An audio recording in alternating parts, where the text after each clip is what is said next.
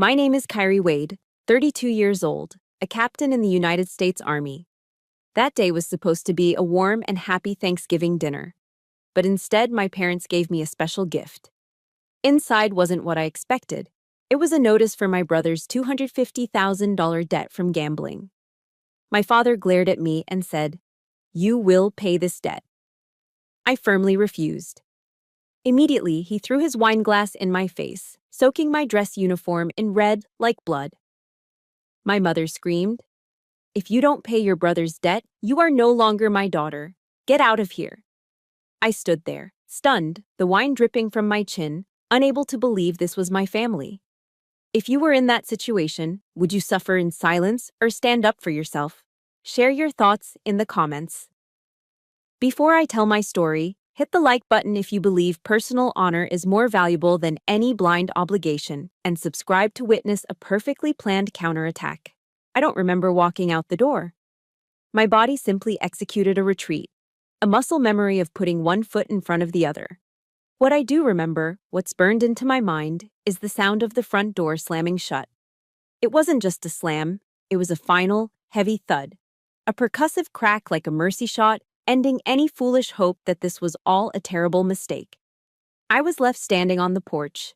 The sharp Idaho November air cut through my uniform, a biting cold that went straight to the bone. But I couldn't feel it. The only sensation was the stinging heat on my cheek where the wineglass had struck, a burn of humiliation that felt far hotter than the freezing air. A grotesque perfume hung around me, the cloying sweetness of Cabernet mixed with the savory scents of roast turkey and pumpkin pie. It was a nauseating combination of manufactured warmth and brutal truth. My gaze was drawn to the large bay window. The lights inside cast a warm, golden glow on the porch, framing a perfect portrait of American family life. And there they were. My family. They had already sat back down, the scene resetting itself as if I were a momentary glitch that had been resolved. I watched, frozen, as my mother, Susan, reached across the table with a serving spoon. She scooped a fluffy pile of mashed potatoes and gently placed it onto Derek's plate. My father, David, resumed carving the turkey. In that single casual motion, I understood. I had been excised, erased. I was a plate cleared from the table, a name scratched off a list. I no longer existed. My legs finally obeyed, carrying me stiffly to my Jeep Wrangler at the curb. My hands, which I trusted to field strip a rifle in the dark, trembled so violently I could barely fit the key into the ignition. On the third try, the engine turned over, and the dome light flickered on, illuminating the cab in a harsh glow. And there it was, a dark, sprawling stain of red wine blossoming across the chest of my Army service uniform. This uniform was my armor. It represented years of sweat and sacrifice, a discipline I had forged to protect myself from the chaos of the very family who had just desecrated it. Every ribbon, every polished brass button, was a testament to a life of honor I had built for myself. Now it was soiled not by desert dust or training mud, but by the casual contempt of my own father. It wasn't just wine, it was a visible mark of shame. I grabbed a crumpled napkin from the console and began scrubbing at the stain in a frantic, useless gesture. The damp wool only seemed to absorb the color more deeply, the stain spreading like the betrayal itself, seeping into every thread. The pressure in my chest became a toxic, suffocating mix of fury and humiliation. My fist shot out, connecting hard with the steering wheel. The impact sent a sharp pain up my arm, a welcome distraction, but a scream remained trapped in my throat, a silent, choking agony. I put the Jeep in drive, pulling away with no destination. Outside, snowflakes began to fall, hesitant at first, then growing into a thick, swirling curtain of white. The windshield wipers swished back and forth in a frantic rhythm, fighting a losing battle against the storm, just as I was against the images in my mind. The radio, which I'd left on, suddenly broke through my daze. A sentimental country song about coming home for Thanksgiving, about the unconditional love of family. With a surge of rage, I slammed my hand against the power button. The sudden silence was a mercy. The entire world seemed to be celebrating the very thing I had just lost. a universe conspiring to mock my isolation. Through the whiteout, I saw the glowing sign of a gas station and instinctively pulled in, parking away from the pumps. I cut the engine. The only sounds were its ticking and the soft patter of snow against the glass. I was an island. I thought back to my tour in Afghanistan, to the vast, empty desert nights. I'd felt a sharp loneliness there, born of distance. But this was a hollow, echoing void. This was the loneliness of being unwanted by the people who were supposed to want you most. It was colder and more terrifying than any desert. In the profound silence of my Jeep, cocooned by the storm, a single word began to echo. Why? Why did they treat me like this? Why was Derek always forgiven, always rescued, while I was always expected to carry the weight? The answer, I knew with a chilling certainty, wasn't in the shattered wineglass or the new debt. That was just the latest battle. The answer was buried deeper, scattered across 32 years of smaller injustices and invisible wounds I had tried to forget. The old scars I thought had faded beneath the crisp fabric of my uniform began to ache with a fresh, sharp pain. To understand the ambush that had just occurred, I had to review the entire map of this long, undeclared war. And I knew, sitting there as the snow piled up around me, that it had all started long before tonight. Sitting in the cold silence of my Jeep, the question why kept echoing. It wasn't a question seeking a logical answer, it was a cry from a much younger version of myself, a ghost who had been asking that same question for years. The storm outside seemed to blur the line between now and then, and the memories began to surface, not as a flood, but as a series of sharp, distinct snapshots, the foundational posts of this 32-year war. The first memory to break through the haze was from the summer I turned 10. It was a summer that smelled of freshly cut grass and tasted of cheap lemonade. I'd spent all of July and August mowing lawns and pulling weeds for our neighbors, saving every single dollar in a worn-out coffee can under my bed. My goal was a brand new metallic blue Schwinn bicycle I'd seen in the window of the local bike shop. It had glittering tassels on the handlebars and a white basket. To me, it wasn't just a bike, it was a trophy. It was the first truly valuable thing I had ever earned for myself. A week after I brought it home, polished and perfect, it vanished. I found out Derek had taken it for a joyride without asking. He and his friends had tried to build a ramp, and the bike ended up at the bottom of a ravine, its frame bent and twisted. When I confronted him, crying hot, angry tears, my father didn't scold him. He didn't even make him apologize. He just put a heavy hand on my shoulder, his voice calm and dismissive. "Boys will be boys, Kyrie," he said, as if that explained everything. "You're the big sister. Be generous. I'll buy you another one." He never did. And that day, I learned my first lesson in family economics. My labor was disposable, my property was communal, and my heartbreak was less important than protecting my brother from the slightest discomfort of accountability. That memory faded, replaced by another, sharper sting of injustice. I was 18, a high school graduate with a partial scholarship to the local community college. It was a good scholarship, but it didn't cover everything.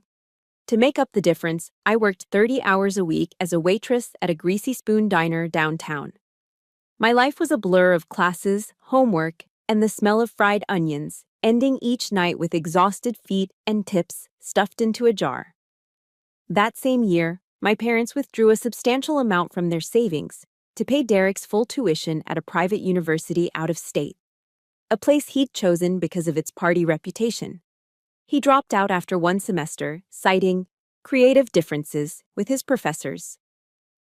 One evening, exhausted from a double shift, I gathered the courage to ask my mother about the disparity. Why was my path paved with struggle while his was paved with their savings? She just smiled, that placid, infuriating smile of hers, the one that made you feel like you were being unreasonable. "Oh, Kyrie, you're so strong and independent," she said, her tone dripping with false admiration. "I've always known you'd be fine on your own. Your brother, he just needs our help a little more." It wasn't a compliment, it was a curse. It was the justification they used to abandon me to my own devices, a punishment for the very strength they claimed to admire. I was capable, so I was left to fend for myself. He was not, so he was coddled and rescued. It was another lesson. My resilience wasn't a virtue to them, it was an excuse. The diner disappeared, and a far more painful scene took its place. The parade grounds at West Point, graduation day. It was supposed to be one of the proudest moments of my life. I had survived 4 years of grueling physical and academic challenges. I had earned my commission. Months in advance, I had mailed invitations home, picturing them sitting in the stands, sharing in my achievement. They didn't come. The excuse, delivered over a brief, unapologetic phone call from my mother, was that the date conflicted with the championship game of Derek's semi-pro football league. A league of weekend warriors playing for beer money and bragging rights.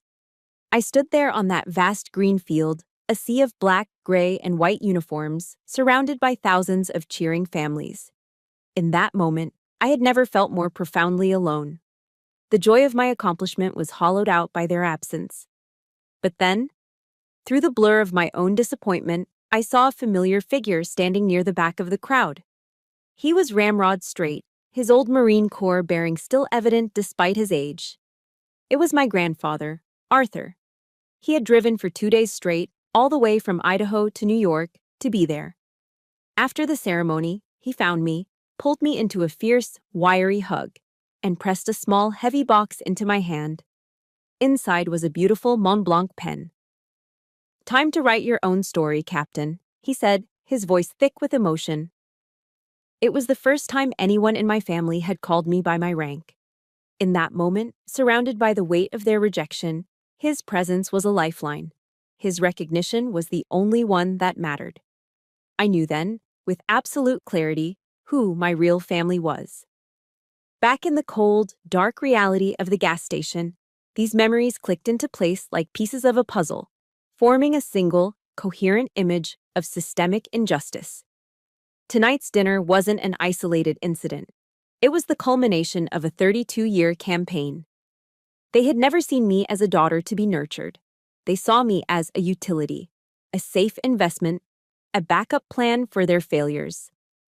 The deep, aching pain I'd felt began to cool, hardening into a cold, clear anger. I would not let them define me or my worth for one more second. My hand found the ignition key. I turned it. The engine roared to life, a defiant sound in the quiet of the storm. The smell of gasoline and cold, wet snow filled the cab. I wasn't going back. Not to that house, not to that town, not to that role they had assigned me. I was going to drive the 10 hours straight back to Fort Carson, back to the life I had built with my own 2 hands. Back to a place where my rank meant something, where my word was my bond. This battle wasn't over. It had just begun. The 10-hour drive from Idaho Falls to Fort Carson was a waking nightmare, a blurry ordeal fueled by bitter gas station coffee and the relentless replay of painful memories. I drove straight through the night, my hands clenched on the steering wheel as if it were the only solid thing in a world that had just dissolved beneath me. The endless stretch of I-80 became a ribbon of asphalt leading me away from my past. Every mile marker that flashed by in my headlights felt like a small victory, a quiet affirmation of the choice I had made. I was retreating, yes, but I was retreating forward. As the first hints of dawn began to paint the eastern sky, the majestic, jagged peaks of the Rocky Mountains emerged from the darkness. Seeing them, solid and unyielding against the pale morning light, I felt the tight knot in my chest loosen just a fraction. It was a fragile sense of relief, but it was real. I had made it out. I was back in my territory. The feeling intensified as I drove through the main gate of Fort Carson. The young soldier in the guard booth, barely out of his teens, snapped to attention and gave me a crisp salute. "Welcome back, Captain," he said, his voice clear and respectful. That simple, professional courtesy, that acknowledgement of who I was and what I had earned, nearly broke me. A lump formed in my throat so thick I could only nod in return. Here, I wasn't the daughter who had failed her family. I was Captain Wade. I was an officer. I was home. I finally reached my small, off-base apartment, feeling utterly depleted, a hollowed-out version of myself. The stale, sour smell of dried wine still clung to me, a phantom reminder of the night's humiliation. The dark stain on my uniform seemed to mock me from the passenger seat. I was too exhausted to even think about what to do next. All I wanted was to crawl into bed and let the world disappear. But before I could even take off my boots, the doorbell chimed. My first thought was a jolt of panic. Them. They followed me. But that was irrational. My second thought was irritation. I didn't want to see anyone. Still, I dragged myself to the door and looked through the peephole. It was Maria, Sergeant Davis's wife, my NCO. I opened the door. She stood there, a kind smile on her face, holding a casserole dish covered in foil. The warmth radiating from it was the first genuine warmth I'd felt in 24 hours. "Dave figured you might be back," she said softly, her eyes full of a quiet understanding that asked no questions. "We saved you a plate. There's turkey and some sweet potato casserole." She didn't ask why I was home early. She didn't ask why my eyes were red and swollen. She didn't comment on the faint smell of alcohol. She just brought food and warmth, the two most fundamental offerings of care, the very things my own family had weaponized against me. I took the dish from her, my hands clumsy. "Thank you, Maria," I managed to whisper, the words catching in my throat. She just squeezed my arm gently and left. That evening, the Davises invited me over. Their house was a chaotic symphony of life, a stark contrast to the sterile, oppressive silence of my parents' home. Their two young kids were chasing each other around the living room, their laughter echoing off the walls. Toys were scattered across the floor. It was messy and loud and wonderfully, beautifully alive. We sat around their dinner table, which was still laden with the festive remnants of their Thanksgiving meal. The Davises' youngest son, a rambunctious 5-year-old, chattered away, telling me all about a new Lego set he'd gotten. Maria kept refilling my glass of iced tea. They included me without making me the center of attention. They just made space for me. Throughout the meal, Sergeant Davis, a man I respected immensely for his quiet competence, only said one thing directly about my situation. He looked at me across the table, his expression serious but kind. "Sometimes, Captain," he said, his voice low and steady, "a tactical retreat is the bravest move a soldier can make." That was it. That was all I needed to hear. No judgment. No prying questions. Just validation from a fellow soldier, spoken in a language we both understood. He had reframed my shame as courage. For the first time since that wine glass shattered, I felt the crushing weight on my chest lift. I felt safe. And as I looked around at this loud, loving, ordinary family, I realized this was a real Thanksgiving. It had nothing to do with bloodlines. It had everything to do with loyalty. A few days later, I was trying to fall back into the rhythm of my life. Work, gym, sleep. I hung my freshly dry-cleaned uniform back in the closet, the stain gone, but the memory of it still there. On the wall opposite my desk, a plaque with my unit's motto hung, "Sustain the fight."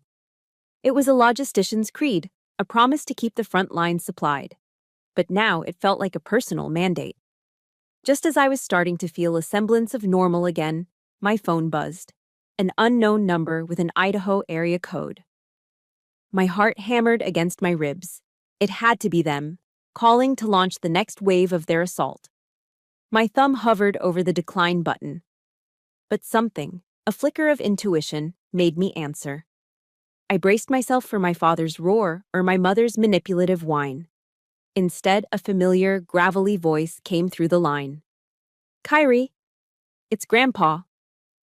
His voice was tense, urgent, not his usual calm, measured tone. "I have some intelligence you need to be aware of right now," he said. And the word intelligence made the officer in me snap to attention. "This is more complicated than what they told you." I realized then that his silence at the dinner table hadn't been agreement. It had been reconnaissance. And now, the cavalry was calling. "Go ahead, Grandpa," I said. The sound of my own voice surprised me. The weary, wounded tone from the gas station was gone, replaced by the clipped, focused cadence of an officer receiving a battlefield report. I sat ramrod straight on my sofa, my back no longer slumped in exhaustion. My phone was pressed firmly to my ear as if it were a military handset. First thing, my grandfather began, his voice a low, steady transmission, stripped of any emotional static. He was delivering facts, not sentiment.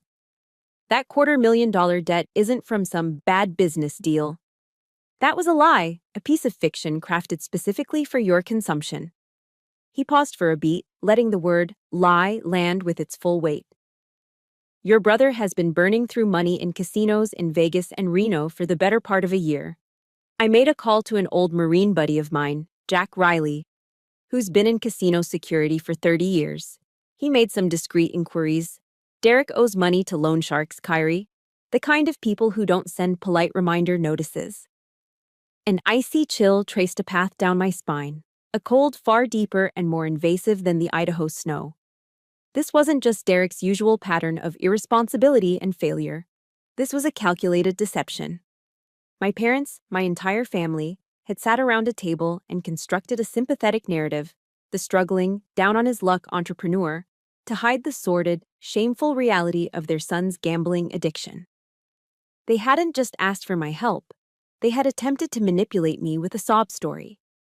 They had insulted my intelligence, assuming that the bonds of family would blind me to the inconsistencies, assuming I would swallow their story without question. The raw hurt I felt was swiftly being overtaken by a different kind of emotion, a cold, sharp-edged anger. And there's more, he continued, his voice a relentless current of information, giving me no time to process the last revelation before delivering the next. Your sister-in-law, Melissa. Her knowledge of your finances wasn't a coincidence. She didn't just happen to know. She abused her position as a personal banker at Idaho First Community Bank. She pulled an unauthorized, off-the-record printout of your savings account statement and gave it directly to your parents. That's how they knew the exact figure. That's how they knew you had over $700,000 saved up. That's not just unethical, Kyrie. That is a federal crime under the Bank Secrecy Act. The fire of my anger turned to ice. A chilling clarity washed over me, pushing the emotional turmoil aside. This wasn't a desperate, last-minute plea for help born of panic. This was a premeditated operation. They had conducted surveillance on me, on my life, on my finances. They had assessed my assets like a hostile force evaluating a target's resources. They had planned their attack with tactical precision, choosing the time and place where I would be most vulnerable. The Thanksgiving dinner wasn't a family gathering. It was the chosen ambush site, the kill zone where they thought nostalgia and guilt would force me to surrender. They had treated me not as a daughter, but as a resource to be exploited. But this is the worst of it, my grandfather's voice dropped, taking on a heavy, somber tone that made the hair on my arms stand up.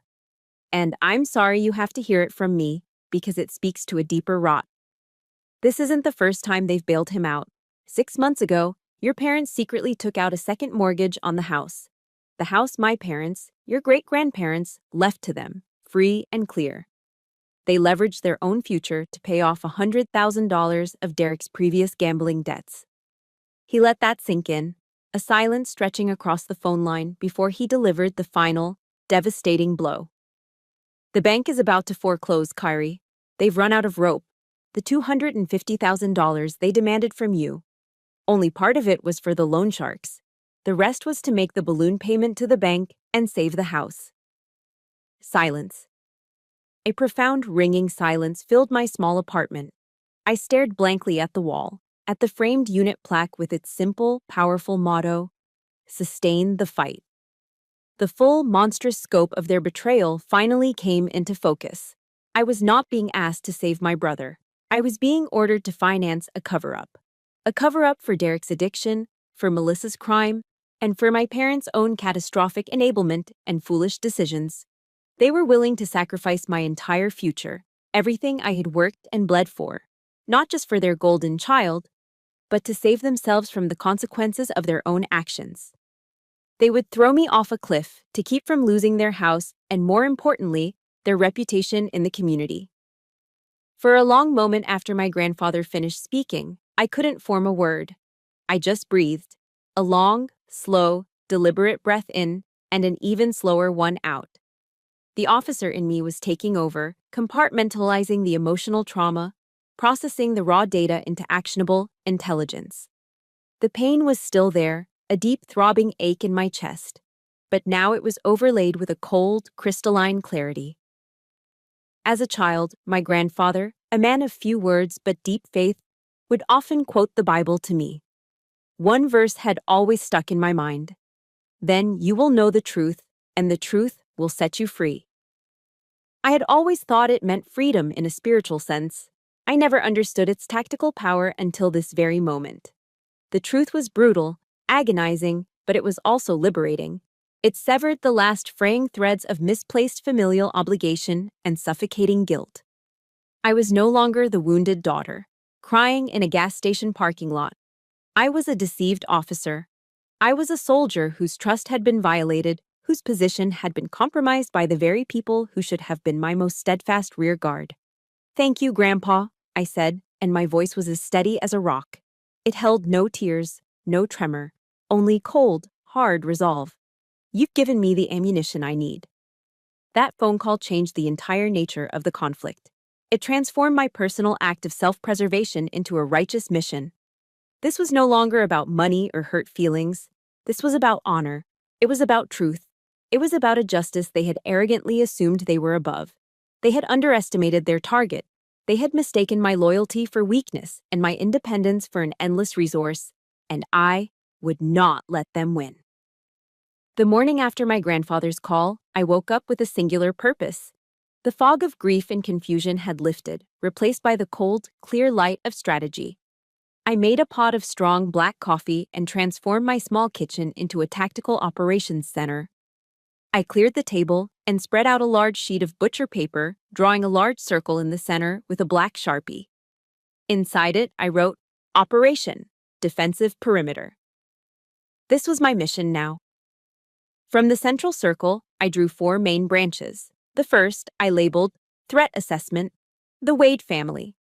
The second was Assets to Protect, Finances, Honor, Career, Future. The third was Allies, Grandpa Arthur, Sergeant Davis. The fourth, and most important, was Course of Action. For the first time in days, my hands were steady. My mind was sharp. The panic that had been a constant low hum in the back of my mind was gone, replaced by a focused calm. I wasn't a victim anymore. I was a commander analyzing a hostile situation. I was doing exactly what the Army had trained me to do for over a decade. Break down a complex problem, identify variables, assess risks, and formulate a clear, actionable plan. The emotional chaos was being contained and replaced by the structured order of military logic. I took a sip of coffee and stared at my battle map. That night, I also pulled my old copy of Sun Tzu's The Art of War off the bookshelf, a book familiar to nearly every officer. The line that stood out was simple and powerful. Know your enemy and know yourself, and you will not be imperiled in 100 battles. I finally understood what that truly meant. The first item on my action plan was to secure legal counsel. I made an appointment with the Judge Advocate General's Corps on post, the JAG office. I was assigned to a Major Evans, a sharp, no-nonsense woman with tired but intelligent eyes. I sat across from her desk and delivered my situation report, laying out the facts concisely, chronologically, and without emotion, just as if I were briefing a superior officer. I detailed the demand for money, the gambling debts, and the fabricated business story. But when I got to the part about my sister-in-law, Melissa, accessing my bank account, Major Evans stopped taking notes. She put her pen down, folded her hands, and looked at me directly. Her gaze was intense. "Captain Wade," she said, her voice firm, "what your sister-in-law did isn't just unethical. It's a felony. A violation of the Bank Secrecy Act and multiple federal privacy laws." She explained the legal ramifications, the potential for fines and even prison time for Melissa, and the liability the bank faced for employing her. She laid out the clear legal boundaries that had been crossed. After giving me a list of civilian attorneys she recommended in Colorado Springs, her professional demeanor softened slightly. "I can't represent you in a civil matter, you know that," she said. "But I strongly advise you to get a good lawyer. And listen, Carrie, It was the first time she had used my first name, the shift in tone creating an unexpected bond between us. I had to cut ties with a toxic family member myself a few years ago. It's hard, but you're doing the right thing. That small moment of shared experience, that validation from a fellow female officer of a higher rank, felt like a crucial reinforcement of my position. I walked out of her office feeling stronger, more resolute. My next step was intelligence gathering. Armed with Major Evans's advice and my grandfather's intel, I began building my case file. I called my grandfather and asked him to securely email me any documentation he had. Names, dates, anything from his friend in casino security that could substantiate Derek's debts. He agreed without hesitation. Then I made a difficult but necessary call to the corporate security office of my bank. I reported a potential unauthorized access of my account by one of their employees, Melissa Wade, at their Idaho Falls branch. I was calm, professional, and firm. I provided my account details and requested a formal internal investigation, asking for all access logs related to my account for the past 6 months. The security officer on the other end was initially skeptical, but my confident, precise language made him take the matter seriously. He assured me they would investigate immediately. I documented everything. Every phone call was logged with the date, time, and name of the person I spoke to. Every email was saved and backed up to a secure drive. I was building an irrefutable dossier. Each piece of evidence was like another round of ammunition being loaded into a magazine. I wasn't looking for a fight. But if they brought the war to me, I would be fully armed and ready to defend my ground. As I expected, the enemy didn't remain silent for long. A few days later, my mother called. Her voice was syrupy sweet, a tone she always used for manipulation. "Kyrie, sweetie, have you had some time to think things over? Your father was just a little hot-headed. You know how he gets. The whole family is just waiting for you to do the right thing. You wouldn't want your brother to get into real trouble, would you?" It wasn't a question. It was a veiled threat, wrapped in the language of familial concern.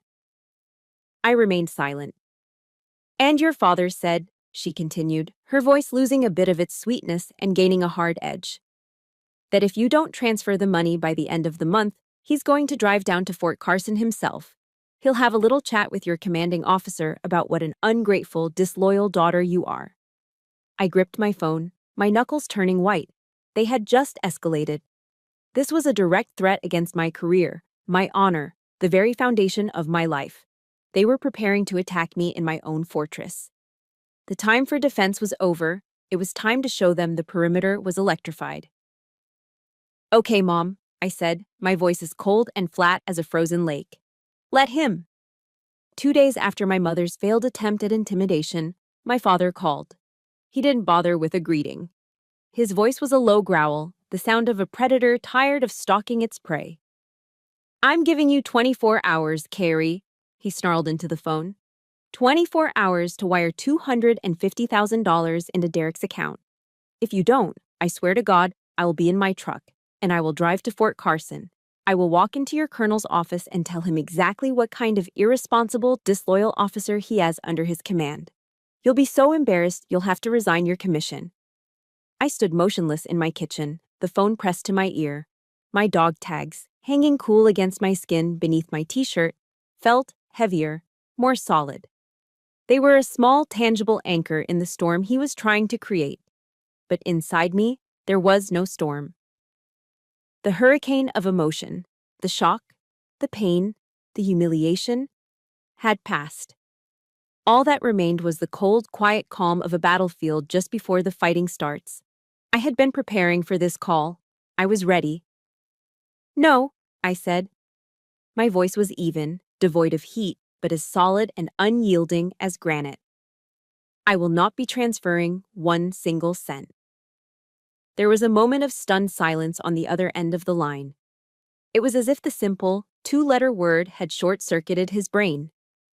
He was so accustomed to my eventual compliance, to my bending under pressure, that my flat refusal was incomprehensible to him. "What did you just say to me?" he finally roared, his voice cracking with disbelief and rage. "Dad," I said, cutting him off, my voice still level. For the first time in my 32 years, I seized control of the conversation. I know it's gambling debt. I know you and Mom took out a second mortgage on the house 6 months ago to cover his last round of losses. I know that Melissa illegally accessed my private bank records and gave them to you. With each fact I laid out, the silence on his end grew deeper, more profound. I continued, pressing my advantage. So, let's consider the strategic outcomes here. Do you really want me to present all of this information to my colonel? Along with a report of you threatening a commissioned officer? Or perhaps I should share this file with the Idaho Falls Police Department? I'm sure they'd be very interested in financial extortion. And what about the board of directors at Melissa's bank? I imagine they have a zero-tolerance policy for employees committing federal crimes. The silence stretched, thick and heavy. The only sound was his ragged, astonished breathing. For his entire life, his power was built on a foundation of bluster, intimidation, and my conditioned silence. In the span of 30 seconds, I had bulldozed that foundation to dust. You're threatening me? He stammered, his voice losing its thunder, replaced by a pathetic sputtering. No, I replied, my voice as cold and sharp as steel. I am not threatening you. I am informing you of my available courses of action based on credible intelligence. In the Army, we call that strategy. You, of all people, should understand that.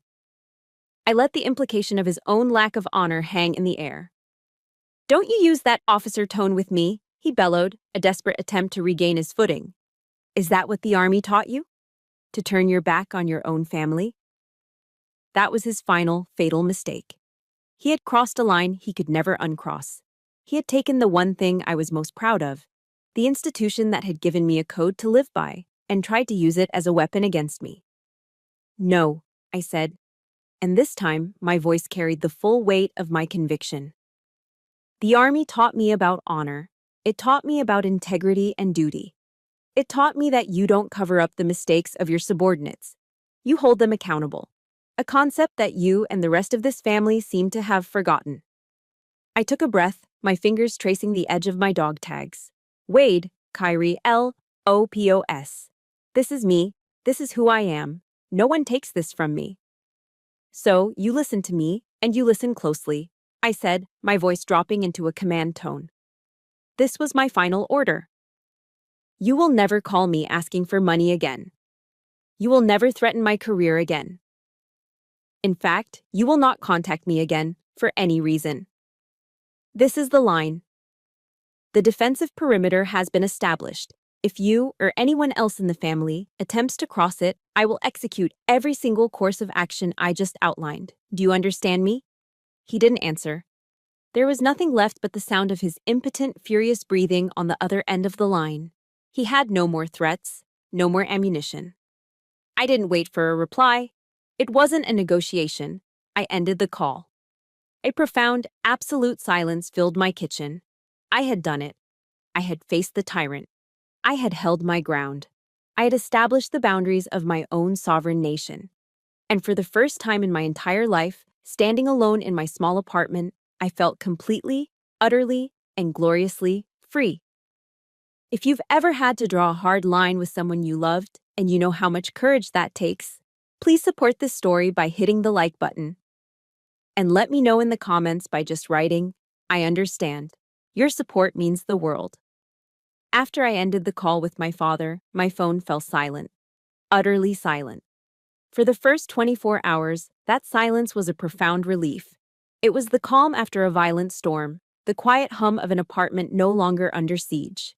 There were no demanding texts, no manipulative calls, no barrage of accusations. It felt like freedom. But as one day bled into the next, the silence began to change its nature. It grew heavier, more ominous. It was no longer the silence of peace, but the unnerving quiet before a new ambush. I found myself checking my phone constantly, my stomach twisting with a familiar, toxic mix of hope and dread. Some small, younger part of me, the 10-year-old girl who just wanted her bike back, still harbored a foolish hope for an apology, for some flicker of remorse or acknowledgement. But the officer in me, the part that had seen battle, knew better. This was not a surrender. This was a tactical regrouping. They were gathering their forces and planning a different kind of assault. The attack, when it came, was from an unexpected flank. An Idaho number I didn't recognize flashed on my screen. I answered cautiously. It was my Aunt Carol, my mother's younger sister. Her voice, usually warm and cheerful, was dripping with a kind of pious, self-righteous disappointment. "Kyrie, I just got off the phone with your mother, and I can't believe what I'm hearing," she began, without even a hello. "Threatening to send your own family to prison over a little bit of money?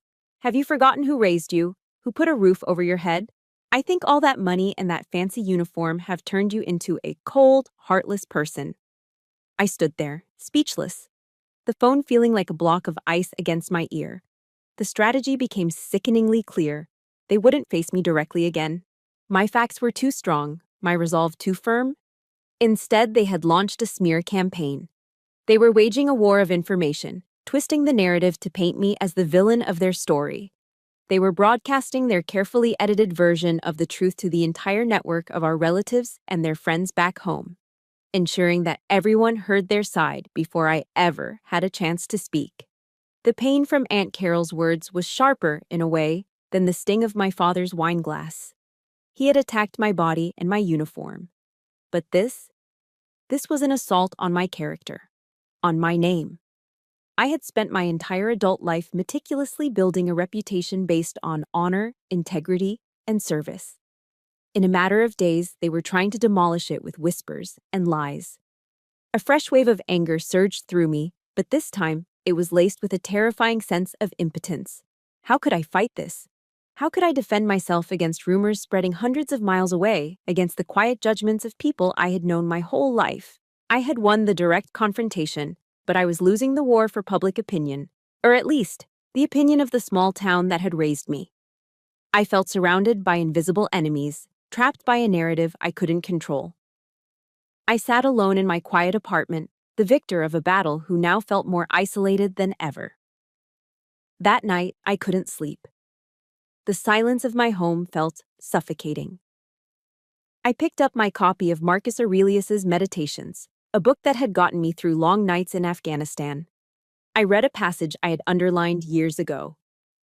"You have power over your mind, not outside events. Realize this, and you will find strength." The words were a comfort, a reminder to focus on my own integrity, not their lies. But it was hard. Their attack was personal, and it was working. Just when I felt my resolve beginning to fray, my phone rang again. It was my grandfather.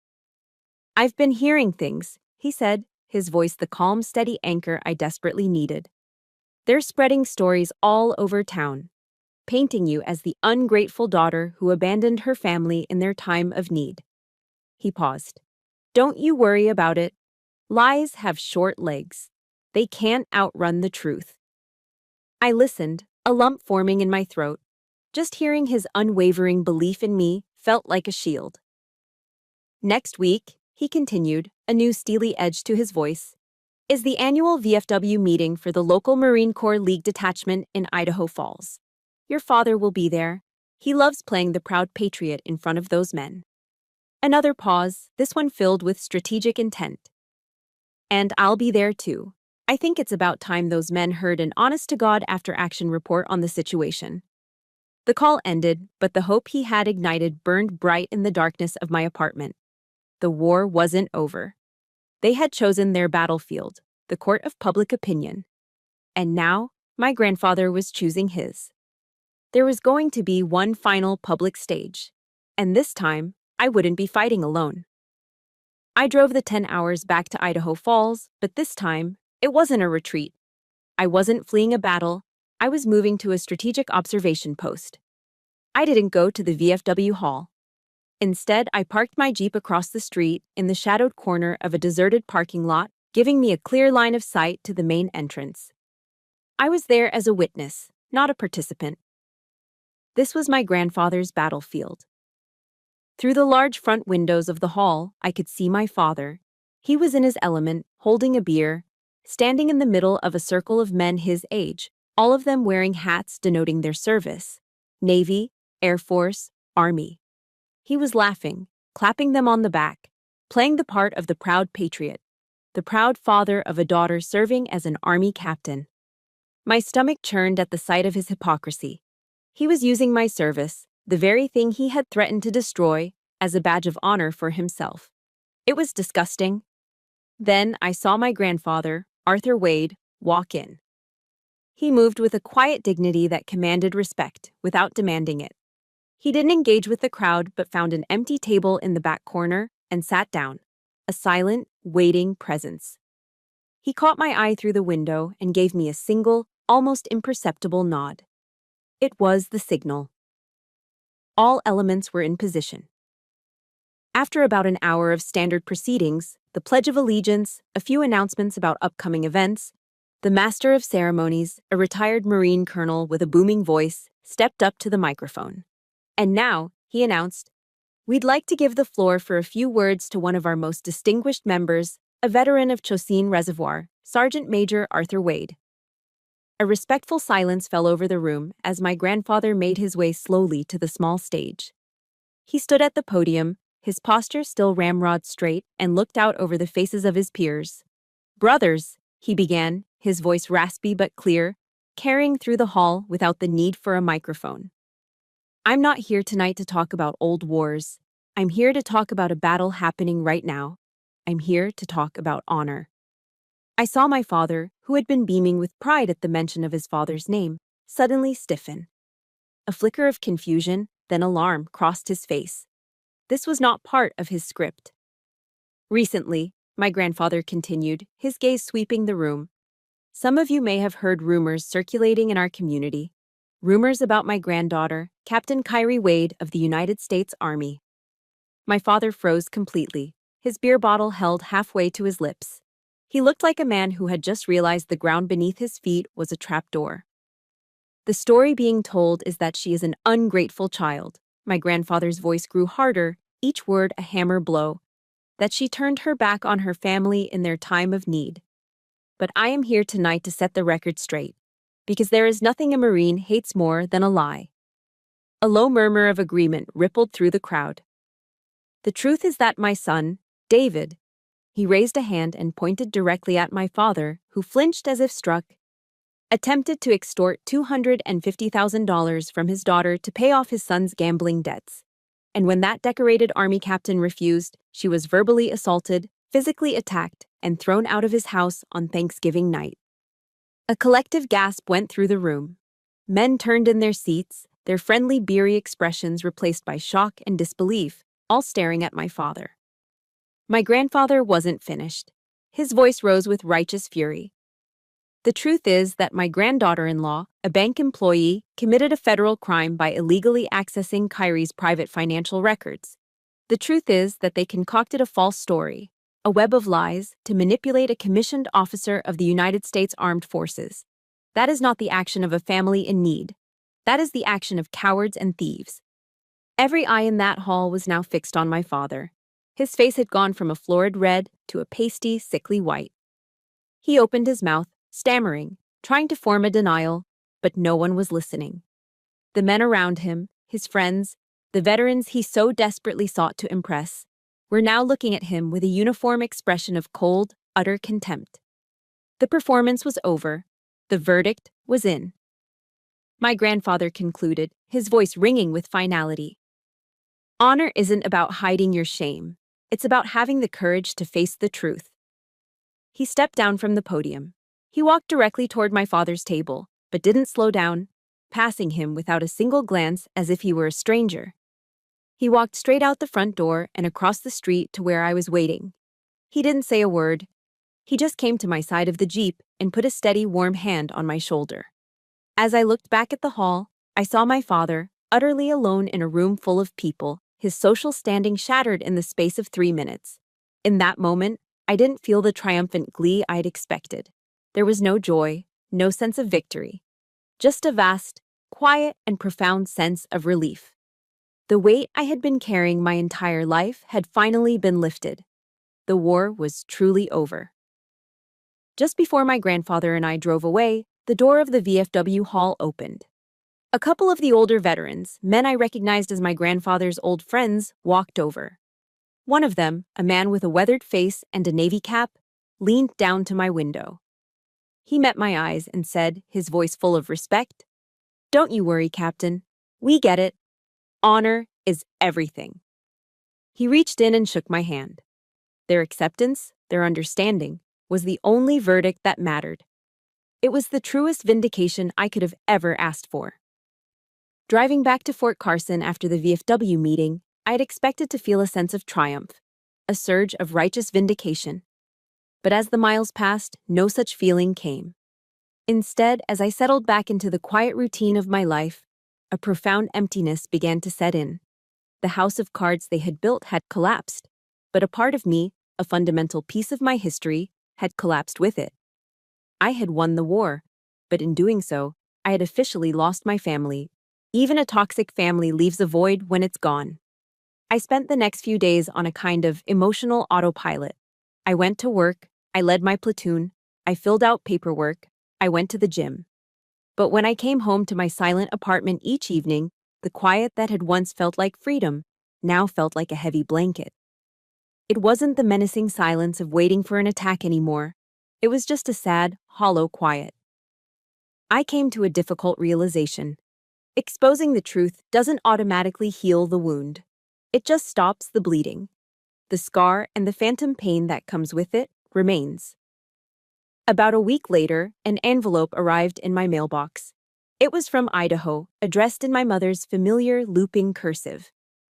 My heart gave a sudden, sharp thump against my ribs. For a foolish, fleeting second, a tiny flicker of hope ignited inside me. Maybe the public humiliation had forced some kind of breakthrough. Maybe this was the letter of apology I had secretly, childishly, been waiting for my whole life. It wasn't. Inside were 4 pages, front and back, filled with her venomous, self-pitying script. It was a masterclass in blame-shifting and gaslighting. She accused me of publicly shaming my father, of destroying my brother's future, of gleefully tearing the family apart for my own selfish pride. She painted them as the victims, and me as the cold, calculating executioner. The letter ended with a final, poisoned dart. "You can have your money and your precious honor, Kyrie, but you will die alone."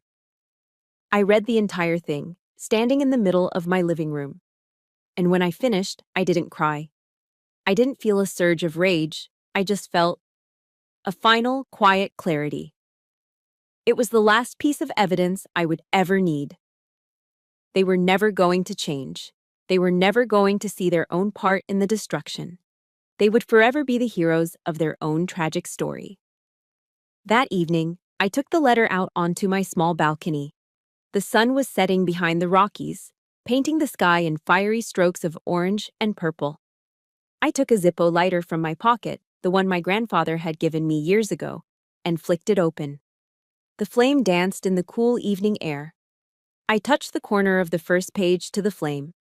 I watched as the fire slowly consumed her words, turning the bitter accusations and twisted logic into blackened, curling ash. The angry looping script disappeared, one line at a time.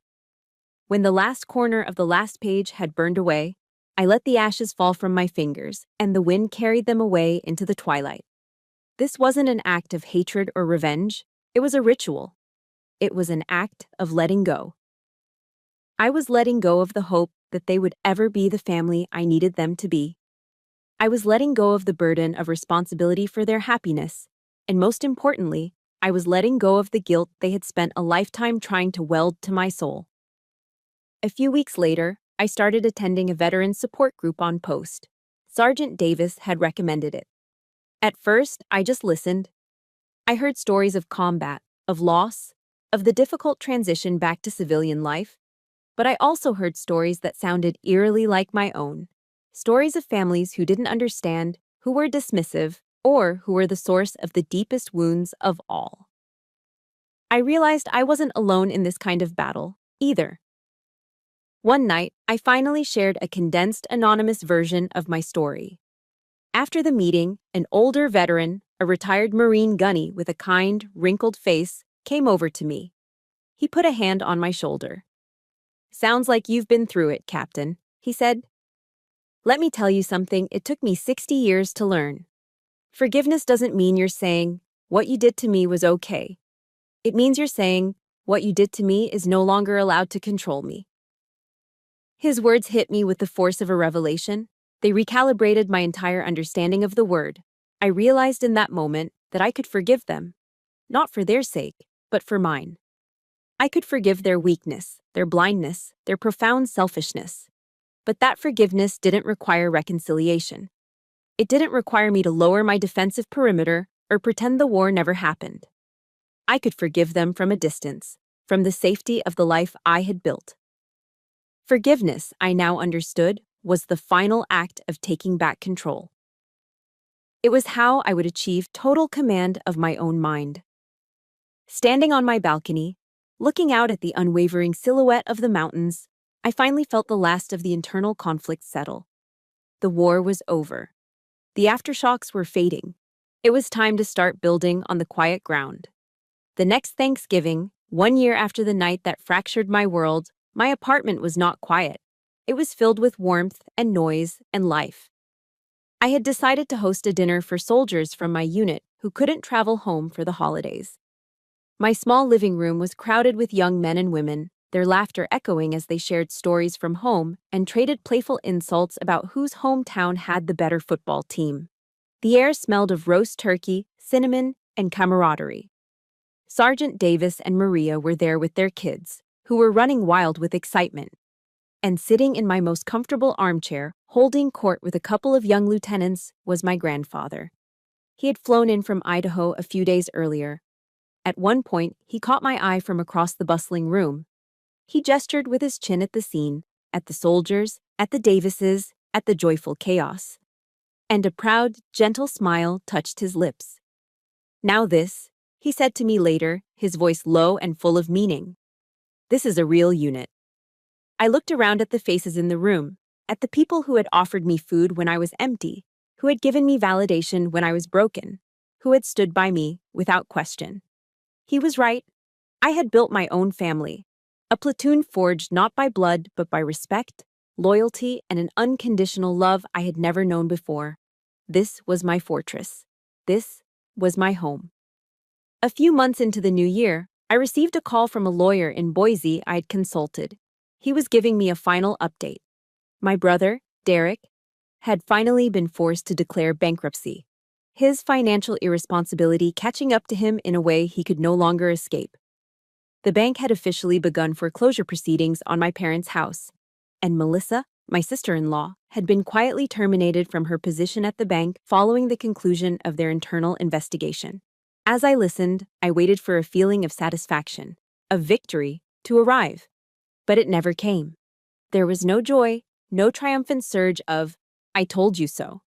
There was only a quiet, somber sense of an inevitable outcome, a grim justice. They were not my victims. They were the casualties of their own choices, of a lifetime of arrogance and deceit. The truth, as my grandfather had predicted, has a way of working its way to the surface, like a splinter being pushed out of the skin. My legacy in this story wasn't revenge. It was simply the truth.